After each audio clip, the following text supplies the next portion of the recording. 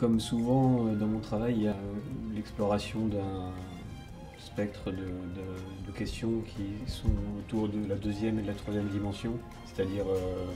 de ce qui est de l'ordre de l'image, ce qui est de l'ordre de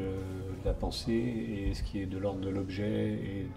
du volume, de l'architecture. Donc ce qui m'intéresse, c'est de flouter un peu ces limites entre les différents domaines.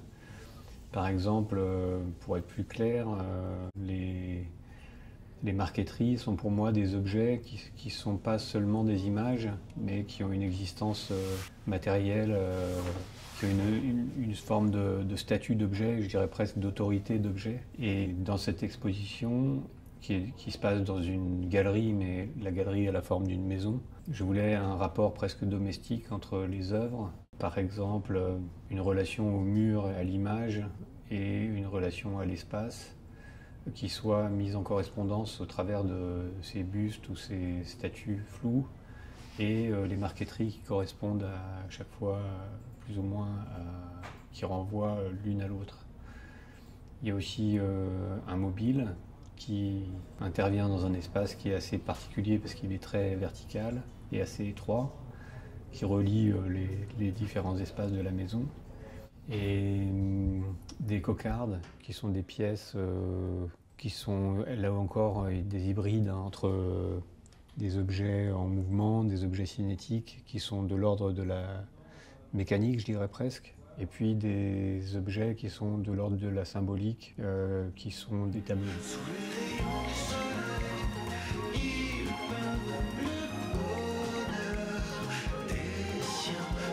La série des marqueteries qui est relativement récente, mais qui est très prometteuse pour moi parce que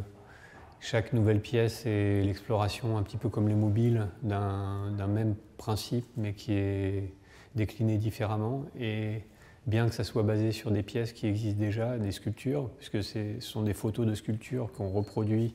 dans une sorte de puzzle tridimensionnel, mais qui amène à une image. Et ce que je trouve assez intéressant, c'est que, en dehors du côté illusionniste, c'est que ces pièces ont un statut qui est à mi-chemin entre l'objet, c'est très présent comme objet, et en même temps, c'est une image qui a une forme de solidité que je trouve particulière et intéressante. Et là, surtout, il y a des pièces qui sont peintes de manière opaque, mais il y a beaucoup de pièces qui sont assez transparentes où la fibre du bois apparaît. Et ça donne une sorte de